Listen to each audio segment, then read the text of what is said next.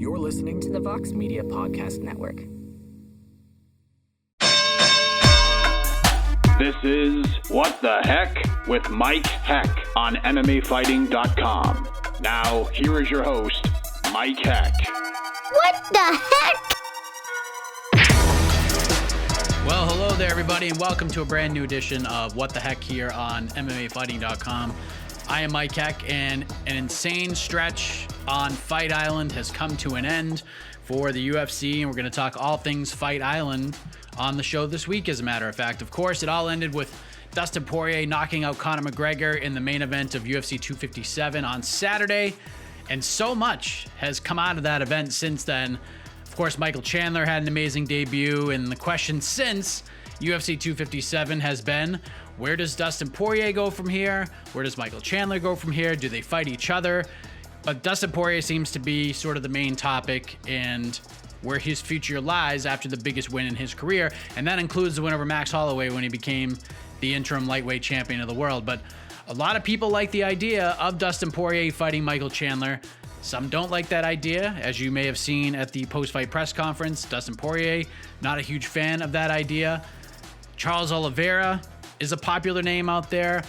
Most feel he is the most deserving contender. And I saw a lot of people sort of compare resumes and made a big deal out of this whole conversation about why does Michael Chandler deserve a title shot over Charles Oliveira. Listen, if you have been watching the sport long enough, then you know this. But if you are a newer fan of this sport, this is a very important lesson you're about to learn. And it's been like this for 5 or 6 years now. The word deserves in MMA doesn't matter. You got to get rid of it. Strike that word from your vocabulary.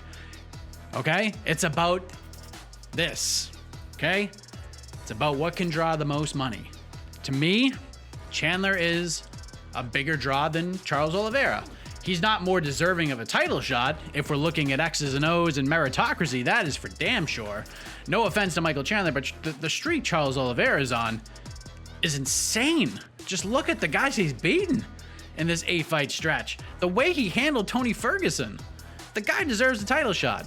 The problem is, if you go to your local grocery store and you line up 20 random people and you ask those 20 people who Michael Chandler is, and then you ask those same 20 people who Charles Oliveira is, more of those people are going to know who Michael Chandler is. It's just the way that it is. So it does suck for Charles Oliveira on that end, and he might be in a position where it's like, how many more fights do I have to win before I get a title shot? I mean, it took Max Holloway forever to get a title shot. It took Tony Ferguson forever to get a title shot. I mean, my goodness, the guy deserves it, but he's probably not going to get it. And I'll tell you why, because Chandler's not the only guy on the table. You got the Conor McGregor trilogy matchup idea, which would draw pretty damn well, I would say. From all indications, this one's looking around 1.4 to 1.6 million. That's what I'm hearing.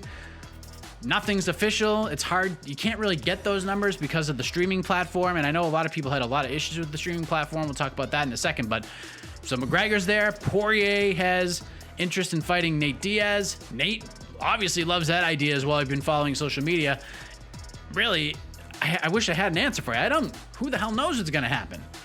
What I do know, and I hope a lot of you will agree with me on this, the first thing the UFC needs to do before they make their next decision, Khabib Nurmagomedov has to officially vacate the title. And it sounds to me like he wants to vacate the title. Like, enough is enough. This guy is not coming back, okay? I'm not saying he's never coming back, but there was a part of me at the end of last year who thought maybe the UFC would work with his new promotion in some way. Maybe they partner up and they help Khabib if he comes back for one more fight. Maybe they can convince him on that end. It's just not happening. It's just not happening. Khabib Nurmagomedov is not defending that title again. He's just not. Will it ever happen? Maybe, but he is not fighting in 2021. That is for damn sure. So take the title off of Khabib. It's not a disrespect. And the man in October said, I'm done. I promised my mom I would never fight again. Let the guy go. And I know Dana White's argument is, well, who doesn't want to see Khabib fight? Of course, the man is in his prime. No one's touching that guy. No one's beating that guy. I'd love to see all the different challenges that come upon him, but no one's beating him. Just let him retire. Just let the man retire. Just drive me crazy. Like, enough is enough. You've tried everything. You have tried everything in your power to get this man to come back. He has no interest in coming back. Dana White did this whole segment on ABC, and Khabib came out like hours later and said, essentially, I didn't say any of that stuff. I don't want to come back.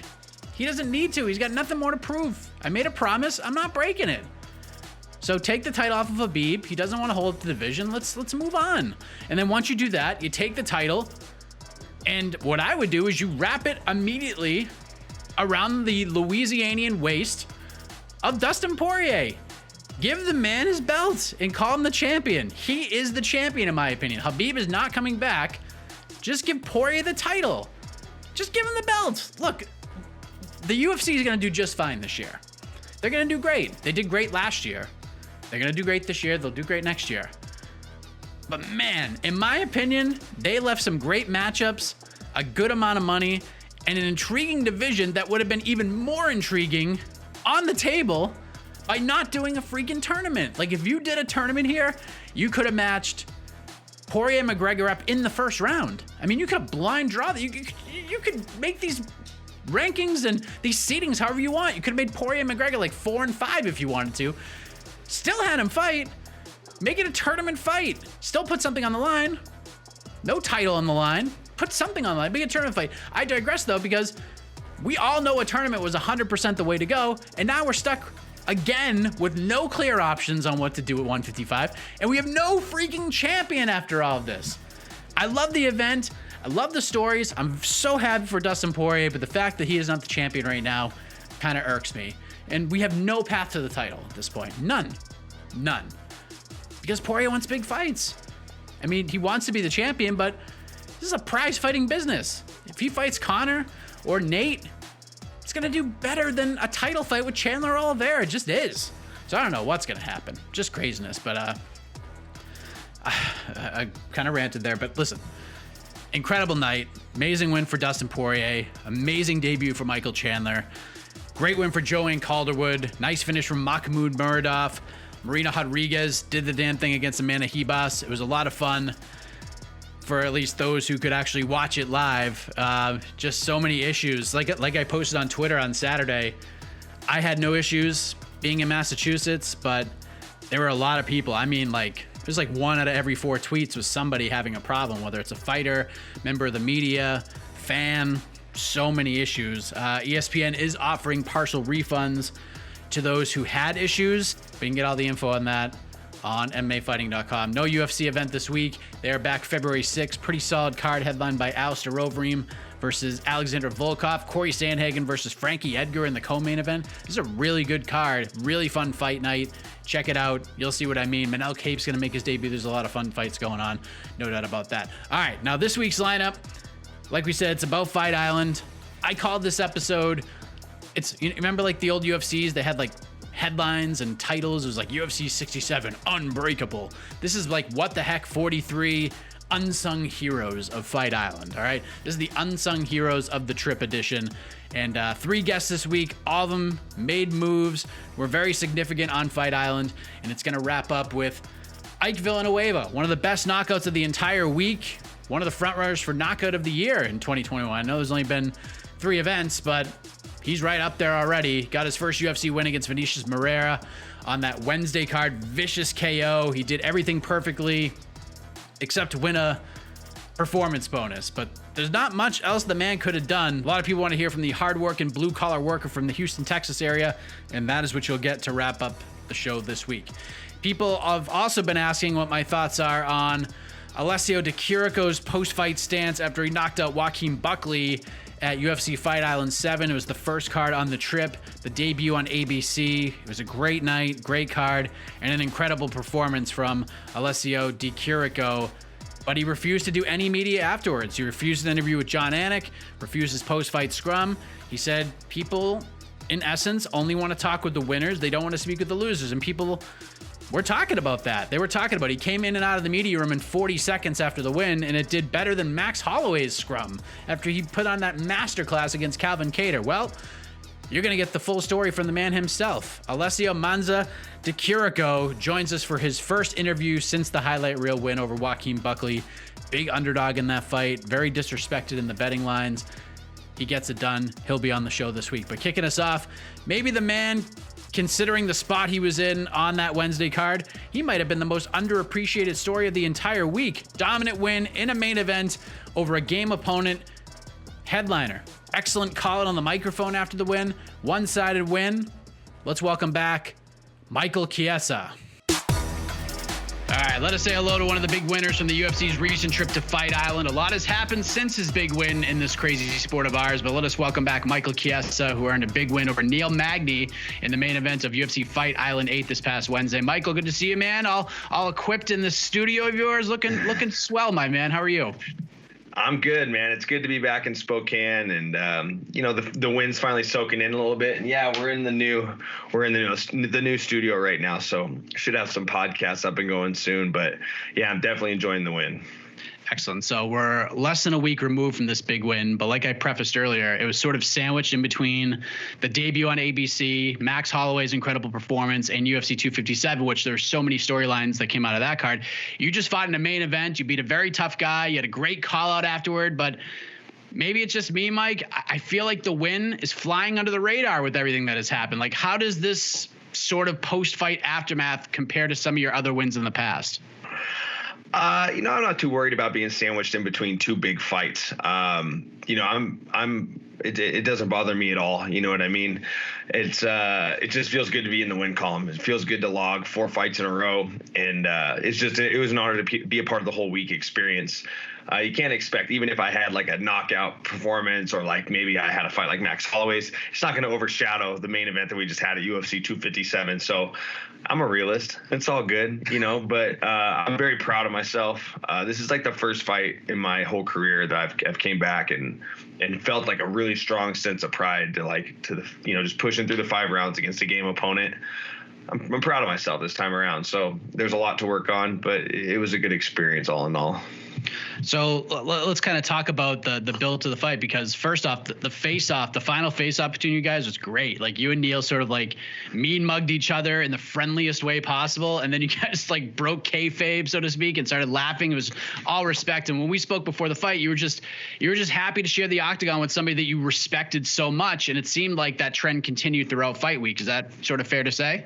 Yeah, definitely. I mean, Neil's just an all-around good guy. I kind of made a post about it. We did a little jersey swap, and he's an Army veteran. He's a father. He's a fierce competitor, and I have a tremendous amount of respect for him. So everything was good all fight week. Like, we'd run into each other. We'd get a good laugh or something. But when you get locked in an octagon with Neil Magny, it's not going to be all fun and games. He's there to scrap. So it was all fun before and after the fight. But once the octagon door closes, like, we got after it. So he's a solid dude, great competitor, and I'm sure he's going to bounce back just fine.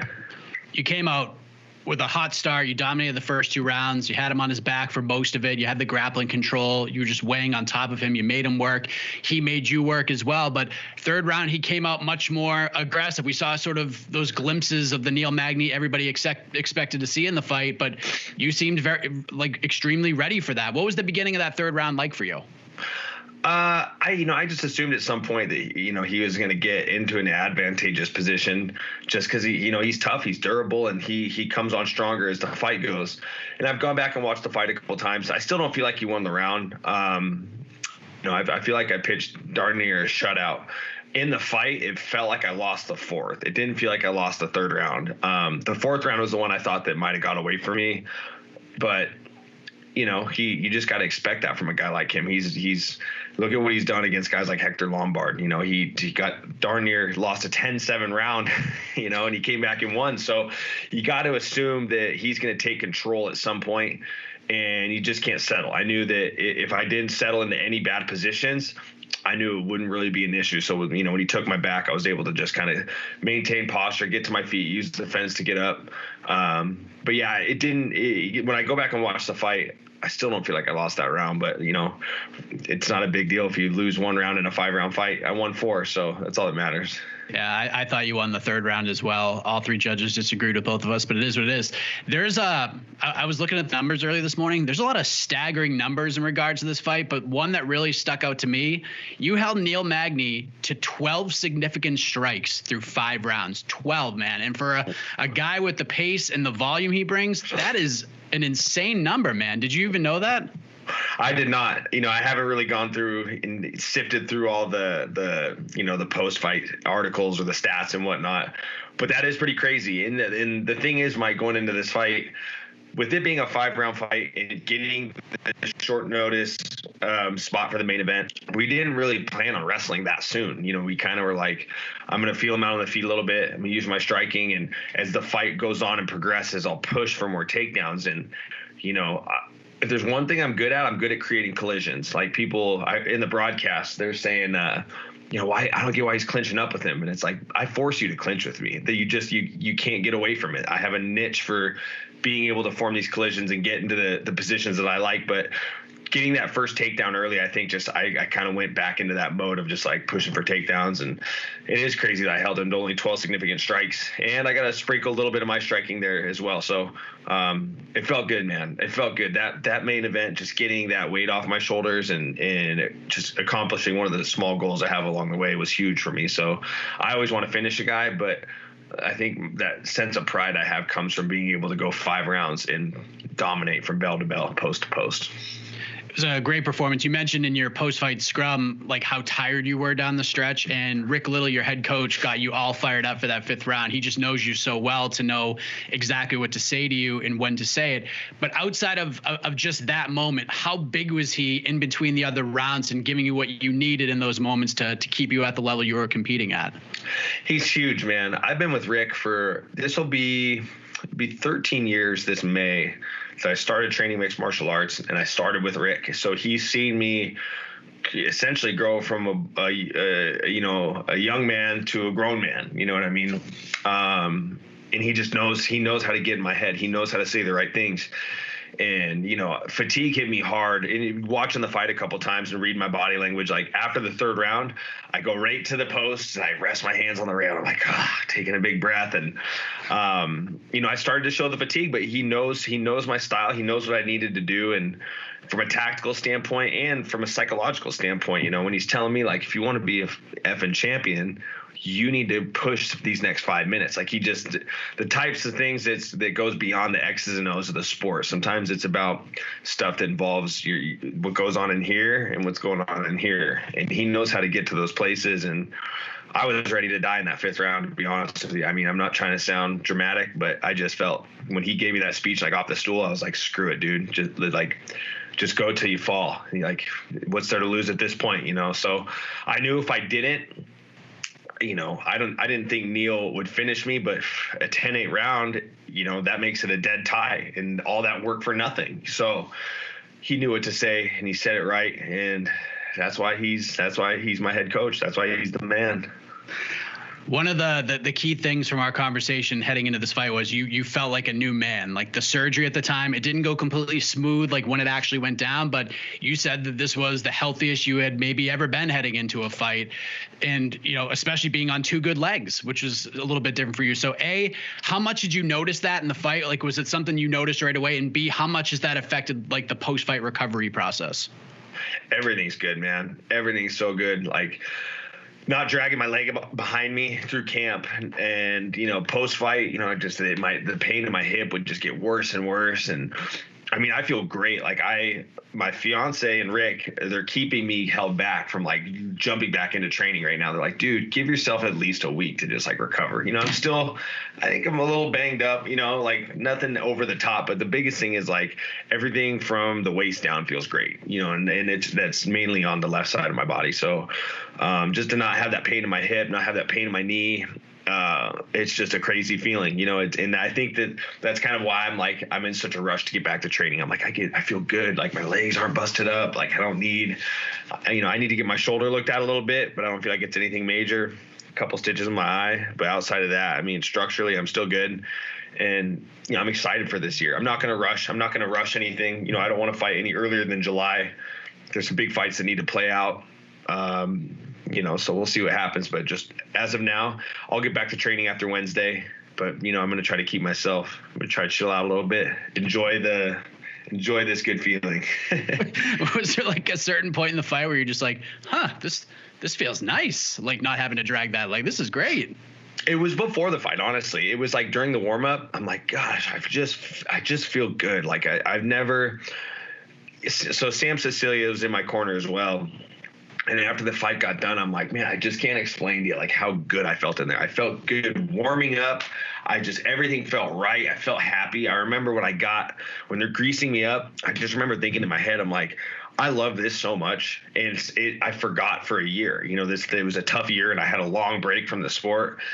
And he's like, you need to go home and write down how that felt to remind yourself down the road, because it was just such a special event for me. Everything felt right.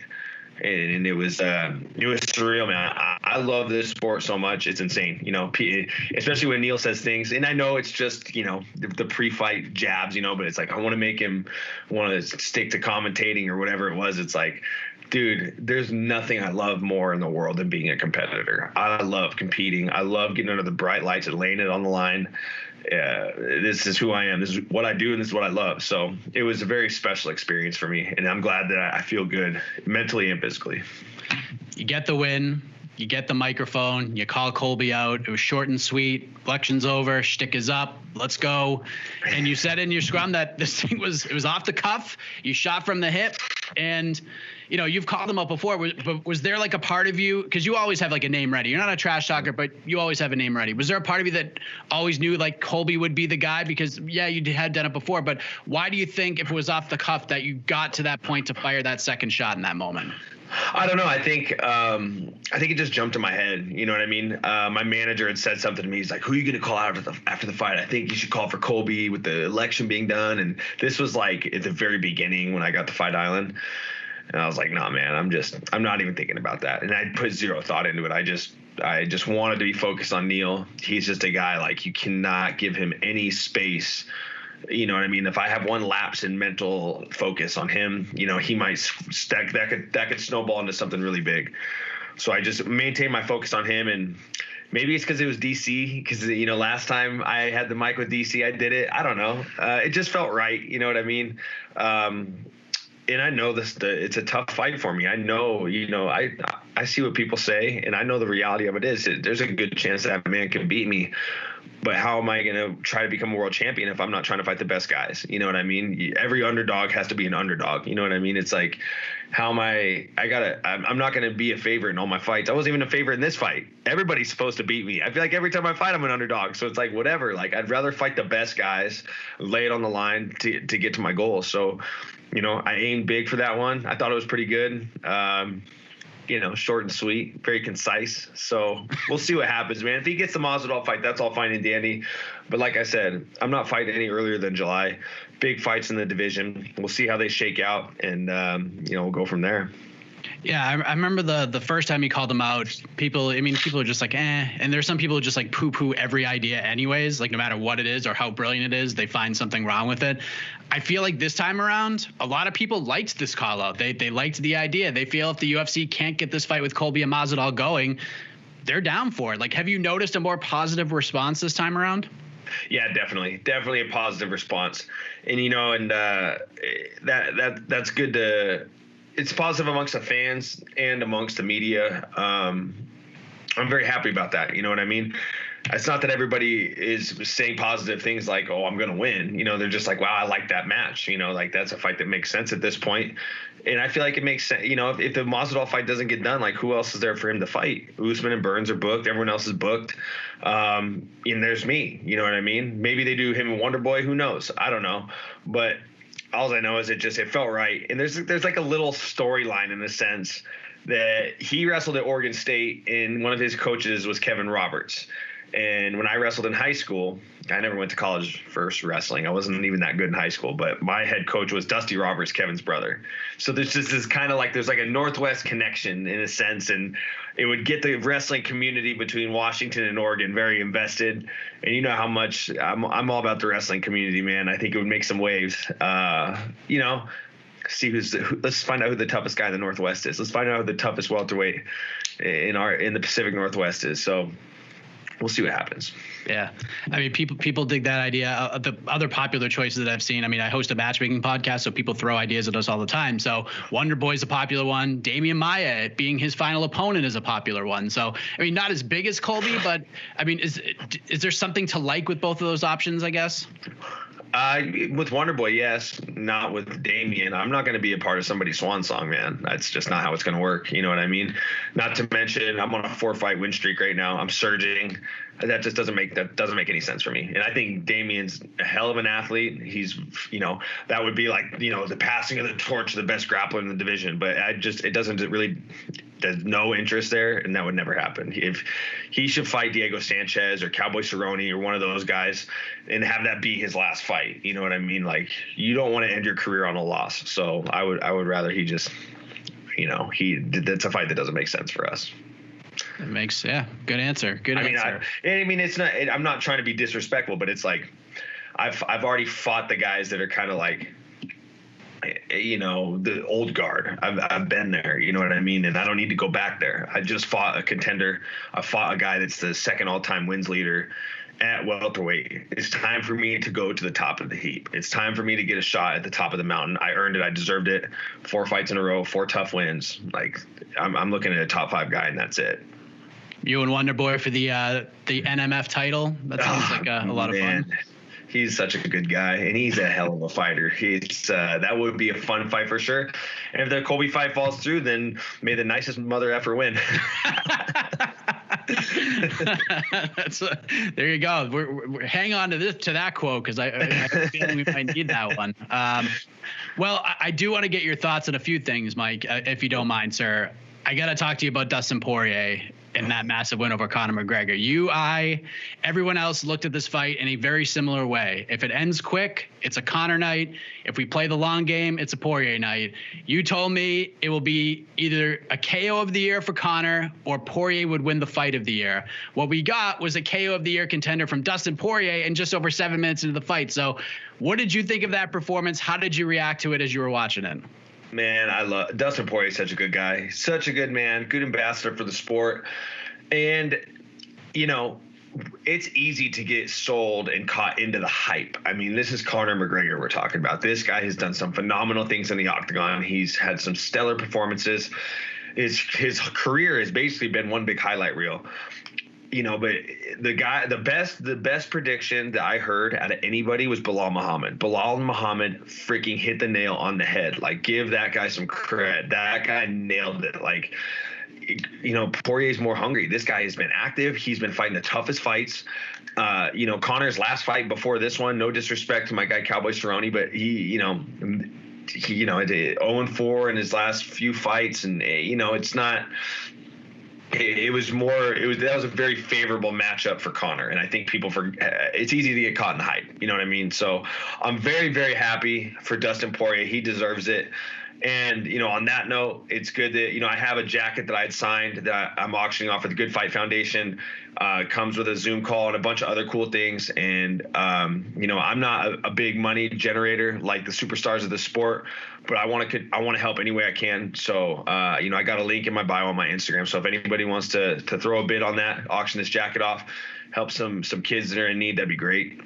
Thank you, Dustin Poirier, for the opportunity to join the Good Fight Foundation. That's very cool. I was going to ask you about that. So there you go. Go to Michael Chiesa.to's Instagram page and feel that out. From like an analytics perspective, people are talking about the leg kicks Poirier was landing, and they were ferocious, and they were a huge difference in that second round. I don't know about you. I wanted to get your take on this because you know way more than I do. I thought that takedown in the first round was the biggest point of that fight. Like, I think it made Conor work. And when you have two guys at this level, Dean Thomas says it all the time, it's whoever makes the first mistake. And not necessarily that Conor made a mistake here, but that takedown just gave Conor a little something extra to think about. Opened up the leg kick game a little bit more. I thought that takedown and making Conor work a little bit extra in that first round was such a difference maker, and it opened things up for a more open game plan in the second round with the leg kicks and then the striking to cap off the fight. How big was that takedown in your opinion? Am I putting too much stock into that? No, you're not putting too much stock into it at all. what Dustin Poirier did very good was got Conor thinking about everything going on from the waist down. The leg kicks, the takedown. It opened up it made Conor start to focus his hands from here to here. And Conor's not a shell guy, but just as an emphasis, his hands are coming from here down here. He's starting to try to catch the leg kick. And that's one thing that's when something's starting to work, is when they're getting to a point where they can't check it and they're starting to reach for it. And that opens up the headshots a lot more. I think one thing that Dustin did very well was he timed the Conor threw a few lazy punches, threw a few lazy jabs. Dustin did a very good job pulling and countering and just firing off of Conor's shots. You have to do that against Conor McGregor. If he throws a lazy punch at you or he even touches you with one, you have to fire back immediately. Otherwise, he's going to start to steamroll off of that. So Dustin did a good job timing a few of those lazy jabs, pulling and countering. Landed some good punches, landed the leg kicks. He just showed he has a full arsenal of tools that he could use to win a fight, especially against a guy like Conor McGregor.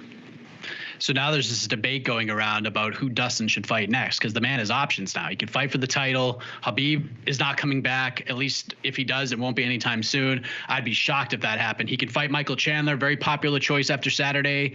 And, there's a lot of support around Charles Oliveira getting that title shot, even though deserving really means anything in the sport in this day and age, which is unfortunate. But Poirier likes a third fight with McGregor. He likes the Oliveira idea. He also likes the Nate Diaz idea. And if you've been following the social media scene over the last 48 hours or so, Nate likes that idea as well. So what do you want to see from a fight fan perspective? What do you think we will see here? I would like to see Nate versus Dustin, but that doesn't make any sense at all. That would be a slap in the face to some of the guys that are coming off wins. And when it comes to the title picture, sometimes that gets overlooked. We've seen Yoel Romero get title shots off losses and things of that sort. But I think you got to keep the ball rolling with the trilogy. I think you got to do Dustin and Conor. You can't risk Conor going out. If it was up to me, I'd go Nate Diaz versus Poirier, and then I would go Gaethje versus Conor.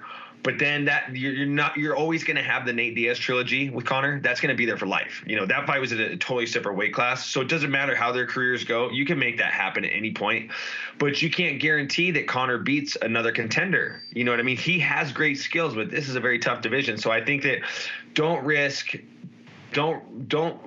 losing the option for this Dustin Poirier Conor McGregor trilogy. I think you make that one next, and then you do Chandler and Oliveira, and then you do Hooker Nate Diaz. I think that's what makes the most sense. Or you go Conor McGregor versus Paul Felder. That's just my take. And that there's something there. You know what I mean? I think there's something there, and there's been some jabs. There could be some good pre-fight buildup, and it would be funny to hear Bruce Buffer say Paul the German Dragon Felder if he actually stuck to that. Oh my God. Louder reaction from you on Saturday. Poirier's win, Chandler's win, or Juliana Pena's win? Juliana Pena, man. Julie Pena all day. Yeah, man. That's my girl. She looked good. She's had a tough road in the UFC, man. She's fought some hitters. She's beat a lot of hitters, and she said it best. She's winning these fights, and she just makes one tactical error, and it's costed her against Valentina, and it cost her against Drain Durandamine. But who's left for Amanda? You know what I mean? There really is nobody left. And I think that's just a fight to make. And there might be a bias there, but even if I wasn't teammates with Juliana Pena, I'm still looking at the title picture. That's the fight that makes sense. You know what I mean? I think that you give her Amanda Nunes. We'll see what happens with the Megan Anderson fight. And this is a division where females don't have to be on a long win streak to get a title shot. You just need one signature win. And I feel like that is a signature win she needed. She just submitted Sarah McMahon, who's a silver medalist in the Olympics. She threw her to her back in the third round. I mean, had a nice Iranian, stepped across, threw her really good. I think give her a title shot. Why not? And why not Julie? I mean, Amanda's cleaned out. She's cleaned out everyone in the division but her. I feel like, and I feel like we wouldn't be having this conversation had she beat Durandamine. She would have locked herself in as the next contender. So she's got a big one under her belt. Let's go, Julie Pena. Yeah, she needed that one. That was a great performance. Last thing I want to discuss before we let you go, because you have from our past conversation, you have a pretty unique perspective on this fight. UFC 258, Kamaru Usman versus Gilbert Burns for the welterweight title. And, Usman's looked unbeatable for a long time. Burns has surged up the ranks to earn the shot. first half of 2020, Gilbert Burns is everybody's fighter of the year before everything just sort of halted for him, waiting for this fight to happen. And there's a lot of story here, but from your perspective, what are your thoughts on this fight? Because you have this really tough to beat champion taking on a guy who you feel, when it's all said and done in Gilbert Burns, that Gilbert Burns could be your competitive and like respectful rival / arch nemesis when it's all said and done. Like, you feel like you and Gilbert Burns are going to have this like respectable history between yourselves. Like you told me this before, like you have this feeling that you and Gilbert are going to have this long history together. How do you view this fight? I tell you what, me and Burns would be a hell of a fight. You know what I mean? That guy, you want to talk about, that guy next to Colby, those are my two toughest matchups, I feel like. Burns, because he's got such good jiu-jitsu, man. It's insane. You watch his gi jiu-jitsu matches, and it's violent. The guy is violent. Everywhere a fight goes, he is just violent, high pace, hits hard, very well coached. I mean, anybody from Sanford MMA is, you're in for a tough ass fight. But when it comes to this matchup with Kamaru Usman versus Gilbert Burns, we will. I feel like you never see these teammates versus teammate fights. I still have this build as that, given that Usman's on training in Denver under the tutelage of Trevor Whitman. But Gilbert's so dynamic. He can knock you out. He can submit you like a true dual threat. He can really do it all, but Burns, he's solid. He can take a shot, and he has championship level experience. He's been a very dominant welterweight champion. I feel like this win over Burns could put him over the top as arguably one of the greatest welterweight champions we've ever seen. So, and the one thing that Burns has done, and he did that in his last fight with Tyron Woodley, is he showed he can keep a pace for 5 rounds. He showed, and in the past, and it could have been the cut to 155 pounds, he could keep a good pace, but there was some fights where he did fade, but that is not the case now. He's at welterweight. I mean, the guy's an animal. He can train hard. He can bring that ferocity, and he can do it from the first minute of the fight to the last second of the 5th round. The guy can push a hard pace. So I think he's going to push Usman to his limit, and it's hard. That's a hard one to pick. So my bias sways towards Gilbert Burns, and we'll see what happens. I'll be watching very closely, but may the best man win. It's going to be a fun fight for us. I agree. You are the man, Mike. I could talk to you about fist fighting all day long, my man. It's you know what? I'm just going to do this. You called out Colby. You shot your shot. Someday, and I'm not just buttering you up, I want to see a world, Mr. Chiesa, where it's the Mike and Mike MMA podcast. Like, forget DC and Helpani, forget those guys over at ESPN. Someday in the future, you and I are going to share a studio together and talk fist fighting for like an hour a week. I just have a feeling that's one of my career goals, Mike. I feel like you and I get a little vibe going on here. But listen, thank you for the time as always. Congratulations on the win. Next fight should be a big one for you, and I'm excited to see how this plays out, my man. Awesome, Mike. I agree with you. Mike and Mike's show sounds great, and thank you for having me on as always, brother. It was good to talk to you. Great performance from Michael Chiesa. Great insight as well. The guy just gets it. He's such a great analyst too. Like, I'm so glad that the UFC gave him an opportunity to get on the desk and start talking about these fights. I've been talking to Mike Chiesa about fights for years. Like, a lot of our interviews in the past, pre-MMA fighting, were just about talking about fights. The guy's so good. And he's just super smart when it comes to the sport. He's in line for a big fight after his win over Neil Magny. And some very interesting thoughts on the lightweight title picture, or the lightweight picture in general. He thinks the UFC should just go back or that they will go with the Poirier-McGregor trilogy fight. And that could very well happen. John Kavanaugh did an interview with ESPN. That's what Conor wants. He wants to fight Dustin Poirier, 3rd fight for the vacant lightweight title. Very possible that happens. We'll see. But great stuff from Michael Chiesa. Interested to see who they pair him up with next after that win over Neil Magny. Now let's move ahead. First interview since his win on Fight Island against Joaquin Buckley. And I mean, literally, this is his first interview. This includes being in the octagon with John Anik. This includes being in the back with the media after that win in Abu Dhabi. Let us hear from Alessio Di Chirico right now on What the Heck. All right, let us welcome one of the big winners from UFC Fight Island 7. He knocked out Joaquin Buckley in the first round on the promotion's debut on ABC. Happy to have Alessio Di Chirico on the program. Alessio, how are you, sir? Very good, guys. Hi, everybody. It's great to have you here. So we are about 5 days removed from the big win. You came in losing your last 3 fights, snapped that streak in a big way. How does it all feel a few days later after the finish? It is finally some quiet. I had finally quiet and peace that I deserve. There you go. Were you not feeling the quiet and peace heading into the fight? Mi ha detto se sentivo Eri emozionato, cioè ti sentivi in pace prima? No, absolutely not. Absolutely, I wasn't in quiet and peace. There was a storm inside my head. So, but now it's everything okay. So basically, after you finish the fight, you land the kick, and the fight is ended. Was it like a big weight lifted off of your shoulders? Un peso tolto dalle tue spalle. Absolutely. At the end of the fight, I was like drained. No, all the adrenaline went out, and I feel like lost. You know what I mean? Yeah, it's just, I mean, was there just like a lot of pressure on you? I mean, I know you did some interviews. You and I had spoken, somewhat not like this, but we had a sort of a texting conversation on Instagram. Were you feeling a lot of pressure heading into that fight? Absolutely, yes. Was it just the losing streak? Was it the matchup itself, or was it, kind of a combination of the two? Yeah, it was the losing streak, the fact that Joaquin Buckley is absolutely a very good fighter, and in my opinion is still one of the prospect of the division, and it was all together. One of the things we all noticed heading into the fight, Alessio, and we all commented on this heading in, we thought the betting lines heading into this fight were outrageous. Like, you had told me heading in that you respected Joaquin, you thought his knockouts were amazing, but you weren't overly impressed to get put in the position that he was put in.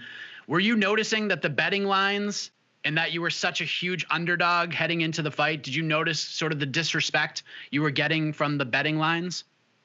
Ti sei sentito offeso dal fatto che le scommesse ti davano ampiamente perdente? About betting? No, absolutely. I don't feel like disrespect. No, I don't care about this. I don't care about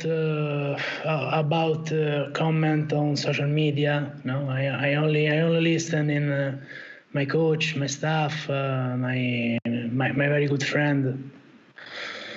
So I don't feel like this about that. Did you, in a way, I mean, it was obviously draining to you being put in such a high pressure position, knowing you had to win the matchup itself.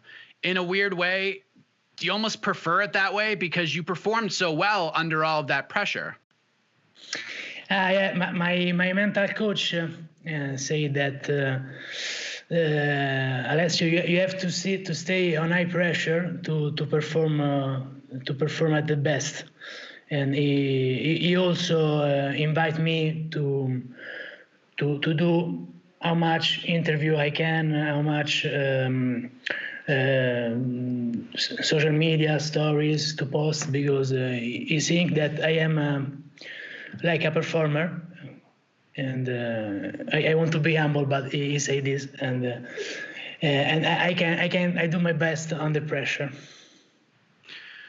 The head kick was absolutely beautiful. It was timed perfectly, and just like that, the fight was over. Was that something that you and your team saw in preparation? Like, did you guys know that the opening would be there for that kick? I don't remember it, my friend. I still don't remember. It was absolutely instant. You don't remember? Yeah, no. The best thing I do in the fighting, I don't remember it. Have you gone back and watched it? I assume you've watched it, right? Yeah. A lot. I think that the head kick landed because of the precedent to leg kick. No? How many times have you watched it? Two? I remember two. Was it amazing, like watching it back? Yeah. Oh, man. So how long have you been working with the mental coach? You mentioned, obviously, that was a very important aspect heading into this fight, but how long have you been working with this mental coach? It's kind of a year right now. 1 year. 1 year. Seemed to have has it made a big difference, you think? Yeah, absolutely. It take out the best from me. So the win was great. It was memorable, but a lot of people were talking about what happened after the fight, because John Anik goes to give you an interview and you essentially said, you know what? I'm very happy with the win, but then you ultimately declined the interview. And then when you were with the media, probably about 20 minutes later, same thing. You were happy, but you declined to continue on. And the reason was... You didn't listen that I called John Ariel. That was the worst. That was the worst stuff ever. Is that so? Did you actually think it was that just a mistake, or did you actually think that was Ariel? Just a mistake. I know that Ariel is not working for them. But after the way, I almost cried. It was I was drained. I was fully emotionally involved. But then after the fight. Yeah. So yes, after the fight, I declined the interview. It was a choice that I made at least two fights before this fight. That there's something in my mind. There is now like an attitude, in this business that if you win, you are the best person, the best athlete in the world, and if you lose, you are trash. No, you know what I mean. And I think that this is going to change absolutely for us, for fighters. I know that if a fighter got knocked out, he can't interview. I know, but if the decision go on the points in the case of a close decision, I think a fighter would have the opportunity, to speak, to be interviewed. Yeah, and I think that was sort of where a lot of people were coming from. And let me just say this. If someone had reached out to me like right now and said, hey, Mike, will you interview Joaquin? I would 100% talk to Joaquin and get his thoughts on it, because I understand where you're coming from. But, to ask a guy who just got knocked out to do an interview, it's tough, and you understand that. So I get what you're saying. I actually spoke with Uriah Hall the other day, top 10 guy in your division. He loved what you did. He thought that was like the best thing in the world. So I'm curious, after everything, few days later, if you could go back and do it over again, would you do it the same way? Absolutely. Yes. Absolutely. You would do it again?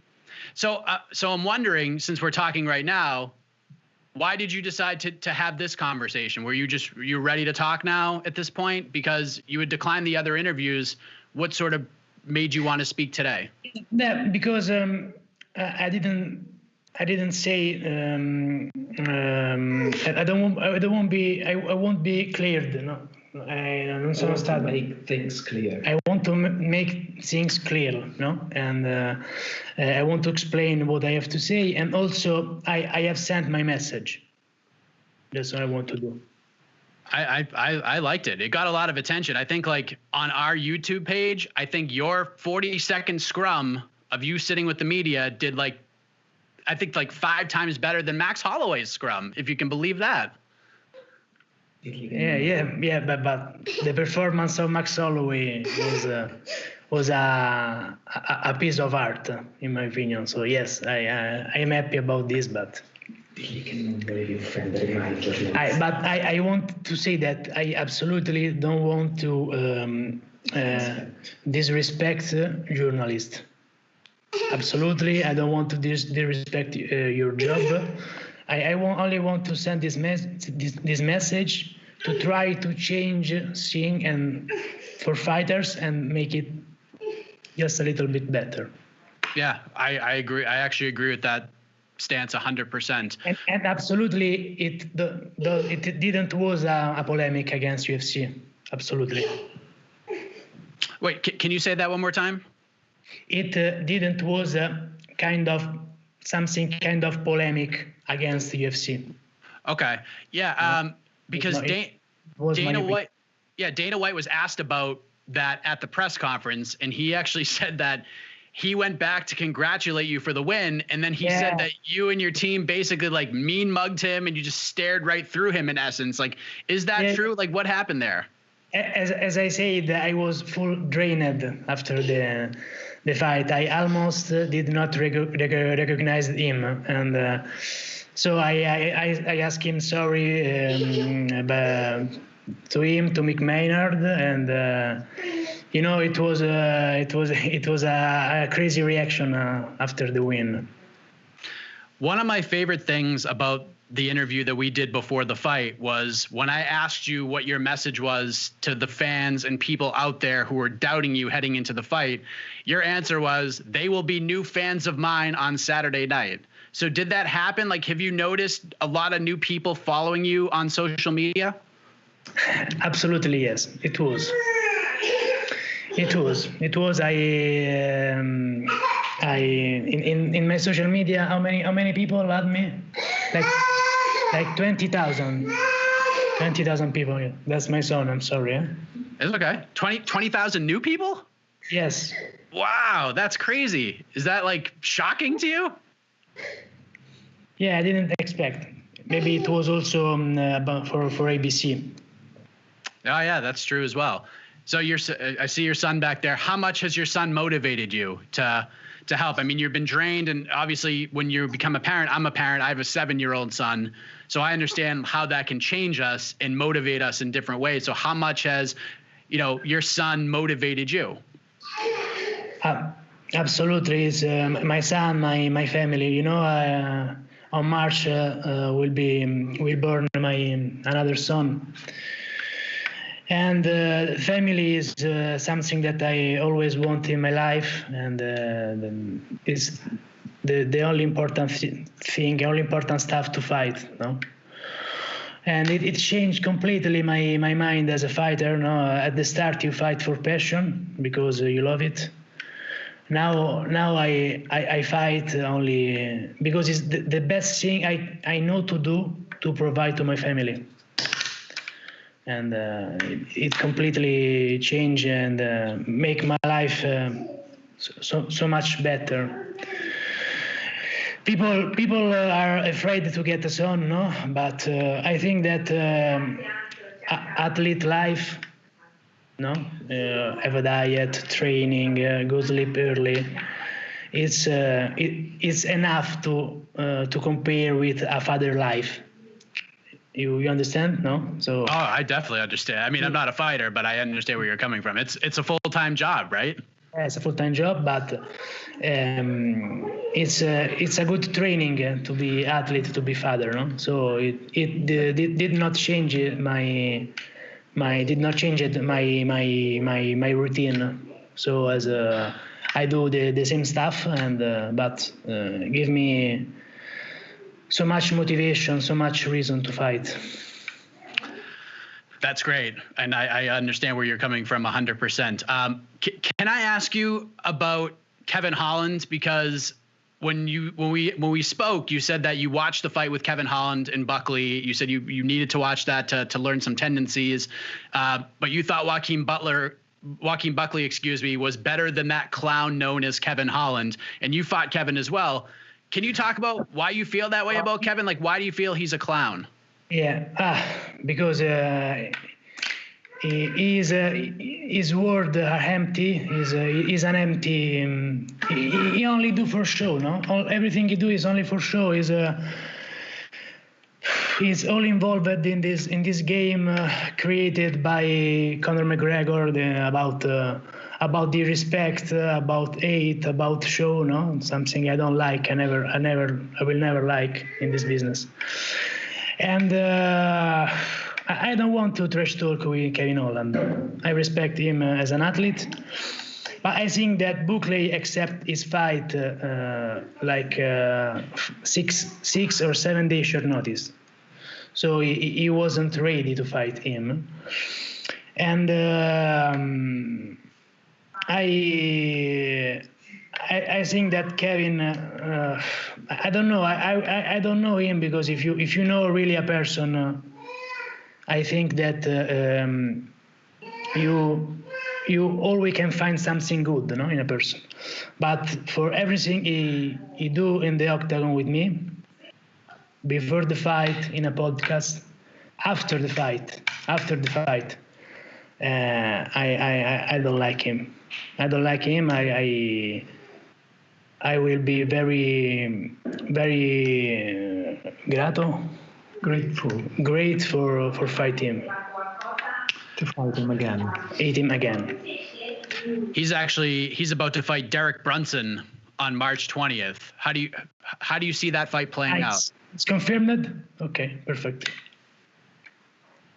I think I will train, and in the case something go wrong, I will do the best to take this fight. Okay. This and all the fight of Kevin Holland. So if something happens to that fight on March 20th, you're ready to step in and take a spot here. Yes. Who do you think wins that fight? Do you think Brunson wins or Holland wins?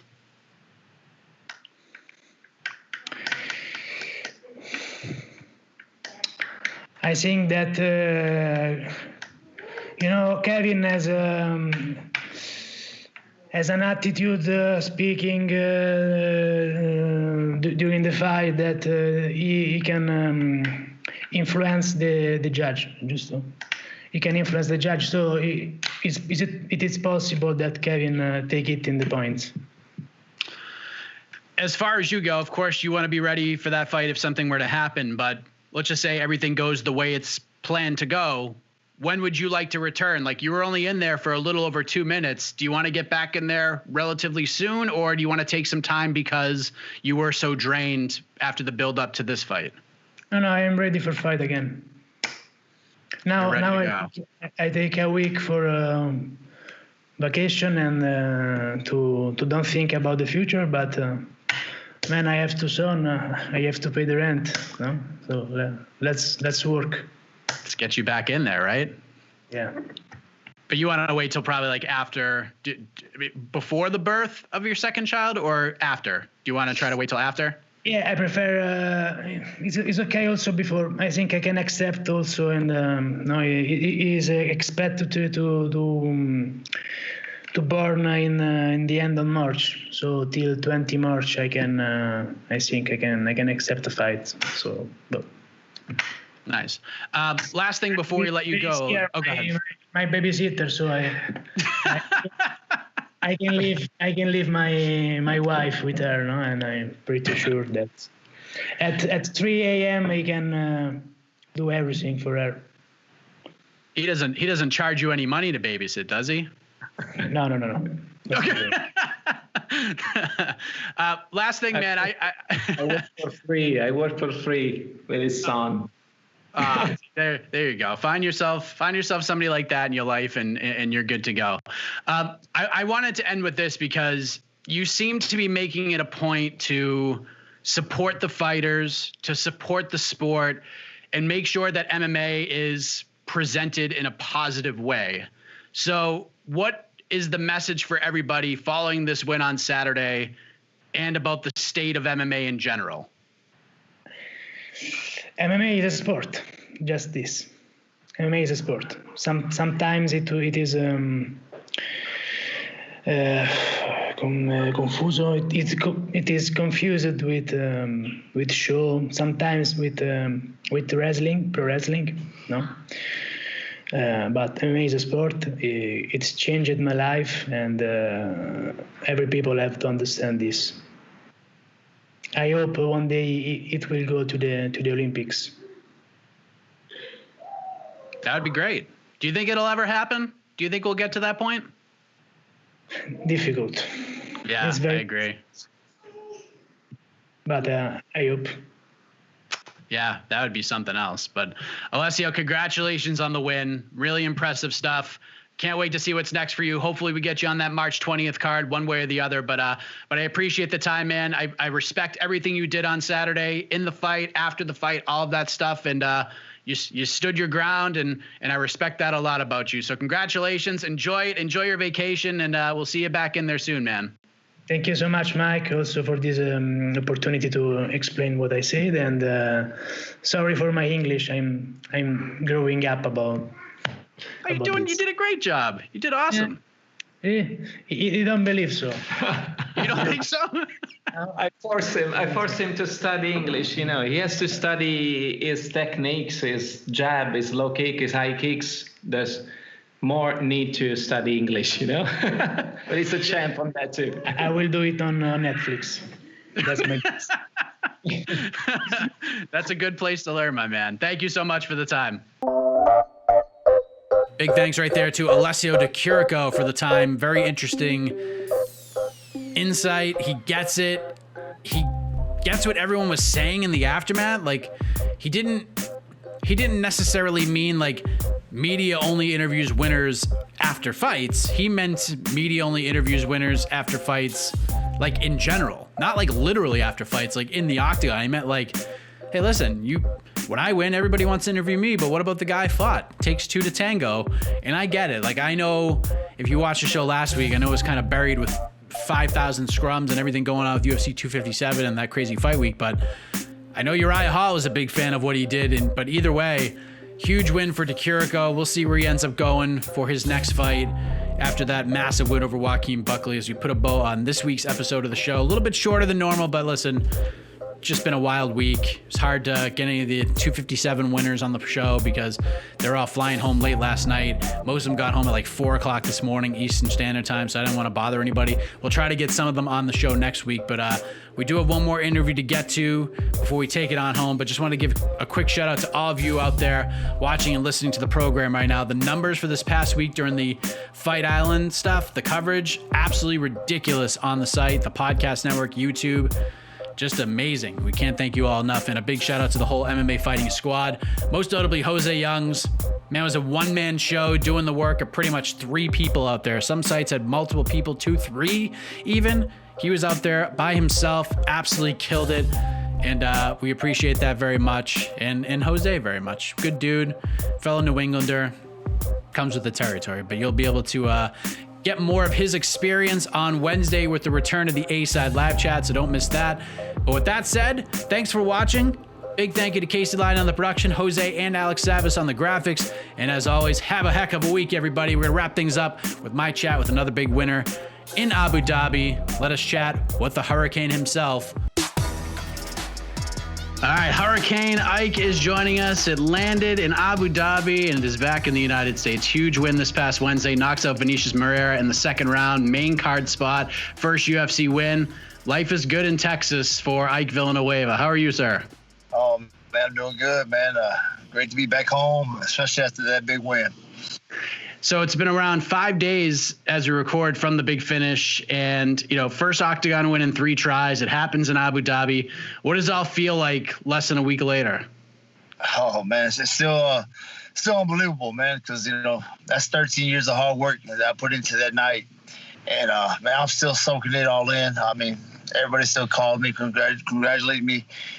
Man, I'm just very thankful I had the opportunity to perform out there, and it was a wonderful time. So, quick story. I'm watching the fight on Wednesday, and you're getting introduced, and I noticed immediately that you are in incredible shape, man. Like, I actually sent the great Ed Cap a message on Facebook, and I was like, dude, I got to get on that Ike Villanueva diet. The dude looks unbelievable. Like, you looked like this peak athletic Ike. Like, you looked like a different guy, man. Like, is that accurate? Did you feel different? Did you do something different? Yeah, I trusted the diet, man. Thankfully, Trifecta, Eat Evolve, they took care of me this whole training camp, and I was just real disciplined this camp, and it showed and it paid off, man. That's something as a fighter, we tend to cheat a little bit on those little diets, but I stuck to it this time, and man, it really showed this camp. Is that like the best you probably like looked and felt physically heading into a fight, you think? Oh, yes, sir, no doubt. Thankfully, going forward, my job, my goal is to keep on, continue with the diet and keep on trying to get better. But yeah, that was the best I ever looked. I was excited. What was the weight cut like for you? Like, how much did you have to cut to get to 205? I tell you what, this is probably the easiest cut I had. I said we actually made a video on my Instagram of, just making fun of the weight cut. It was so easy. It took 30 minutes, like 2 15-minute sessions, just cutting down in the hot tub. That was it. It was like, man, Abu Dhabi, thankfully Trifecta just took care of us with the meals. And so I just stuck to that, eating that. I was eating 4 times a day the trifecta meals, and then Abu Dhabi, which was amazing because I was full, but I was still cutting the weight. It was amazing. There you go. You're like a spokesperson for Trifecta right now. It really works, ladies and gentlemen. Yes, sir.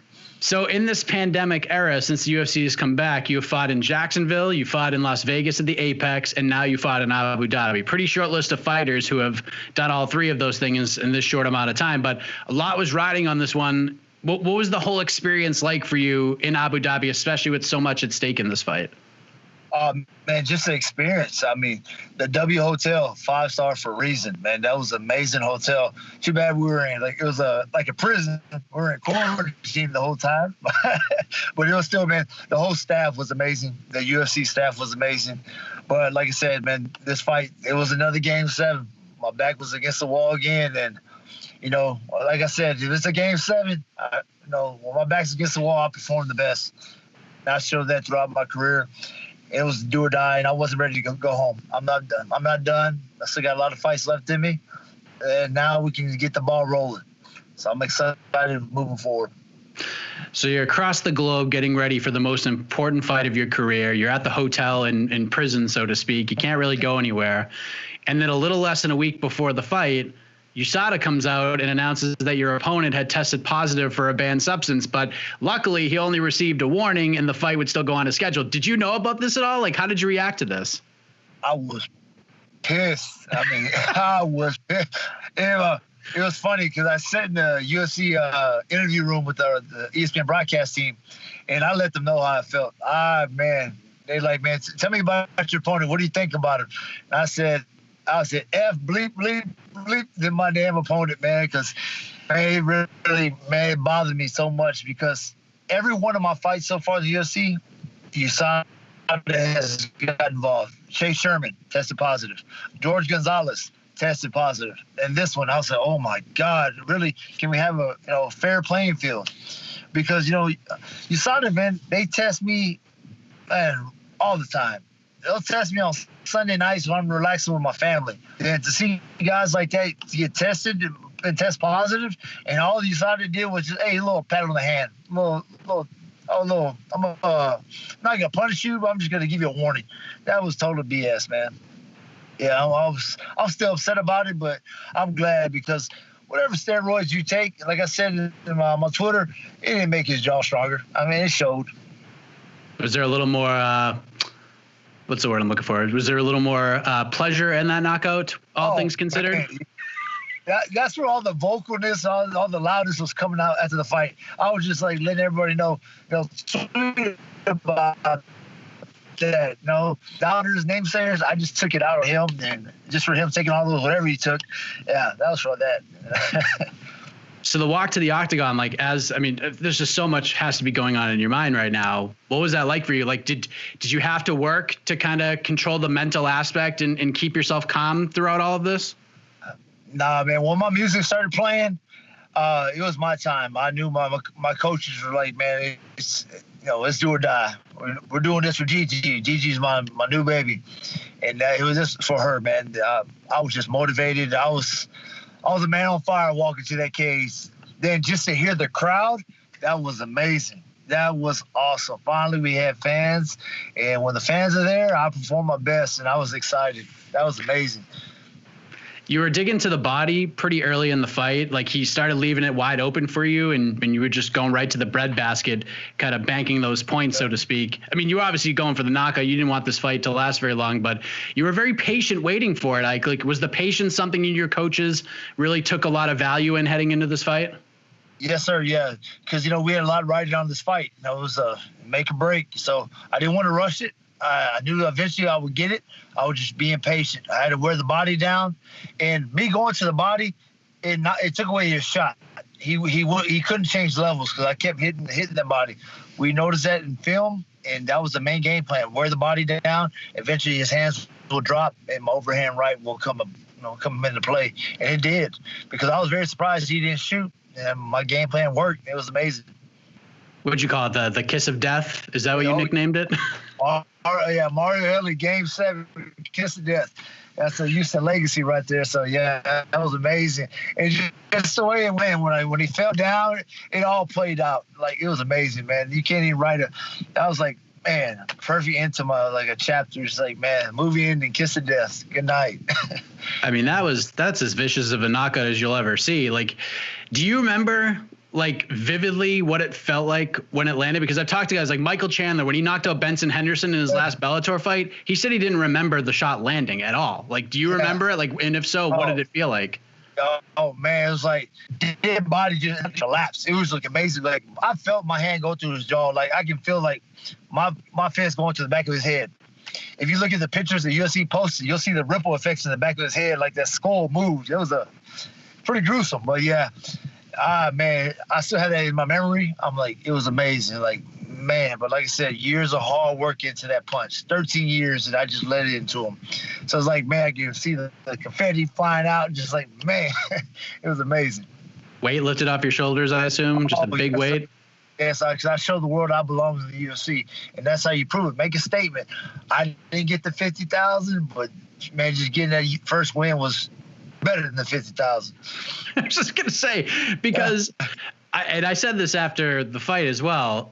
You get the win. You've done the right things in the fight. You said the right things on the microphone after the fight. You didn't go on and be like, "Hey, Dana, I want that 50 G's." Like, you just said, "Listen, I'm a blue collar guy. I'm trying to take care of this family. I love working for the UFC. It's an honor to work for this company." You did everything right. And then they give out the bonuses. Fight of the night, easy. Warlley Alves gets a bonus, and then Umar Nurmagomedov gets a bonus, who, by the way, not taking anything away from him, spectacular performance, but no bonus for the Hurricane. Were you surprised you didn't get the bonus? Yeah, I was a little upset, man. I was kind of more heartbroken about it, man, because you look at Khabib's cousin. He was a 7-1 favorite, man. I was like, come on, man. My fight was a little bit even, but, man, it was a little heartbreaking, but, man, I was just glad I got the win. I mean, it's part of the game, man. I was so close. And me and Jason House, we laughed about it now. We're like, man, we almost had it. And but just hearing the guys like DC and Paul Felder, they all felt my story. They all, they told me eventually I'll get taken care of later down the road. So we'll see what happens. We'll see if they'll send me a little extra something.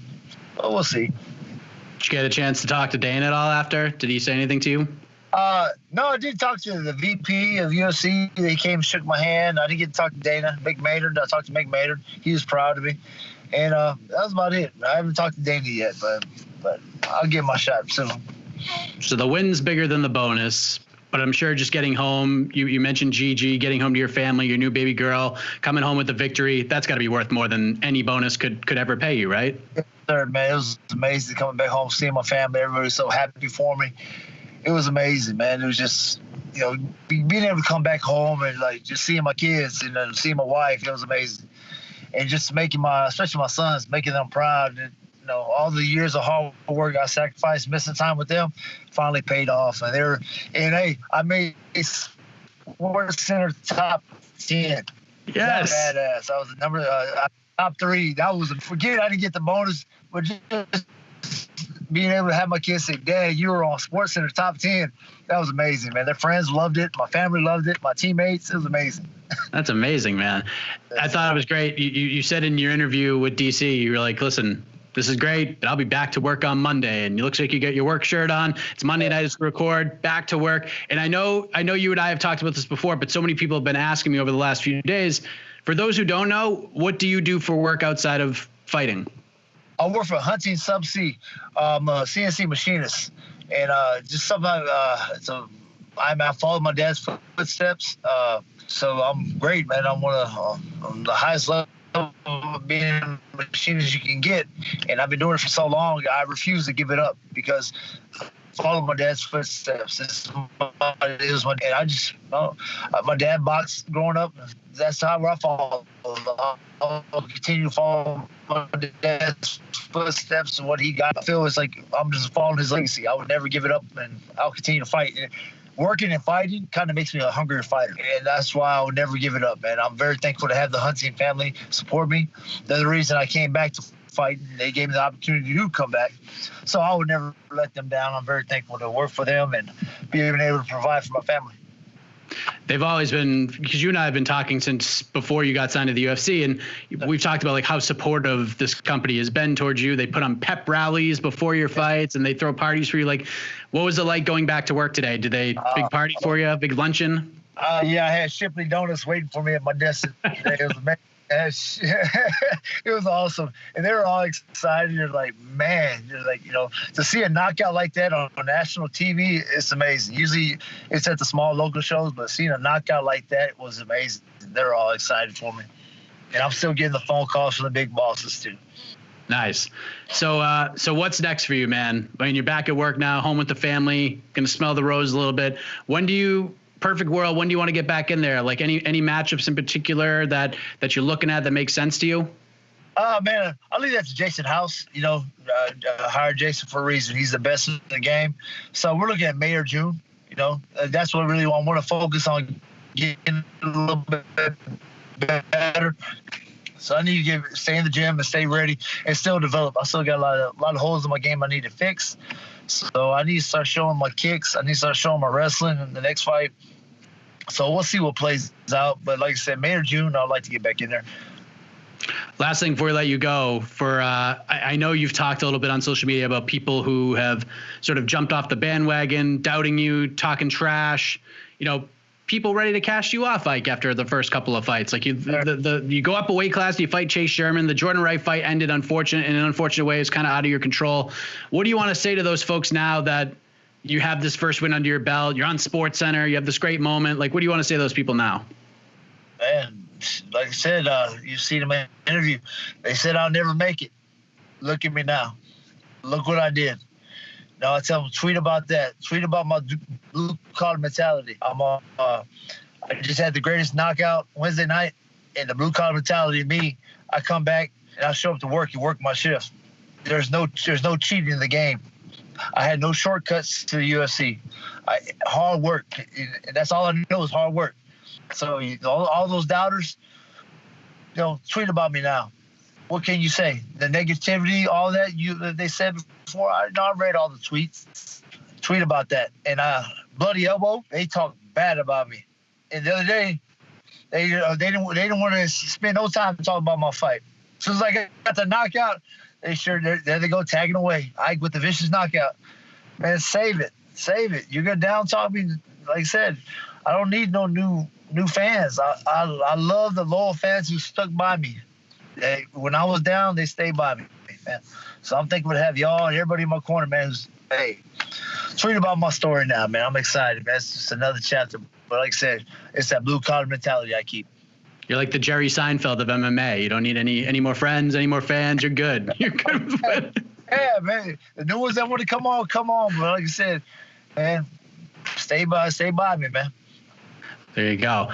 Listen, man, I'm super happy for you. Like I said, and people know by now, you and I, we've been doing this for a little while now, since the Fury FC days. Now we're in the UFC getting wins. Very happy for you. Great story. And you made it back to work. You're a man of your word as always. So I appreciate the time. Congratulations on the win. And looking forward to seeing you hopefully in May or June, sir. Yes, sir. Thank you, man. Appreciate your time. Thank you, bud. You're listening to the Vox Media Podcast Network.